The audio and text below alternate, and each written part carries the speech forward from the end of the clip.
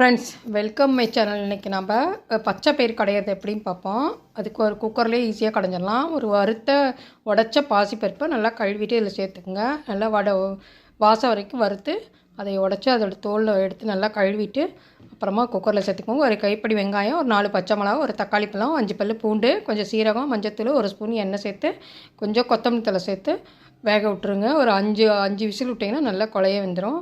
இதுக்கு ஒரு தாளிப்பு கொடுத்தோம்னா சூப்பரான பச்சை பயிர் கடையில் ரெடி ஆயிரும். இது சாப்பாட்டுக்கு தோசைக்கு கூட நல்லாயிருக்கும். செஞ்சு சாப்பிட்டு பாருங்கள். பிடிச்சிருந்தால் லைக் பண்ணுங்கள், ஷேர் பண்ணுங்கள், கமெண்ட் பண்ணுங்கள், சப்ஸ்கிரைப் பண்ணுங்கள். தேங்க்ஸ் ஃபார் வாட்சிங். பாருங்கள் ரெடி ஆயிடுச்சு. இப்போ தண்ணி இருத்துட்டு உப்பு சேர்த்து நல்லா மசிச்சிடலாம். இப்போ தான் நம்ம உப்பு சேர்க்குறோம். சேர்த்துட்டு நல்லா மசிச்சிருங்க. இப்போ இது கூட கடுகு, உளுத்தம் பருப்பு, கருவேப்பிலை, சீரகம் தாளித்து இதில் கொட்டிடுங்க. சூப்பரான பச்சை பயிர் கடையில் ரெடி ஆயிரும். எங்கள் அம்மா இப்படி தான் கடைவாங்க.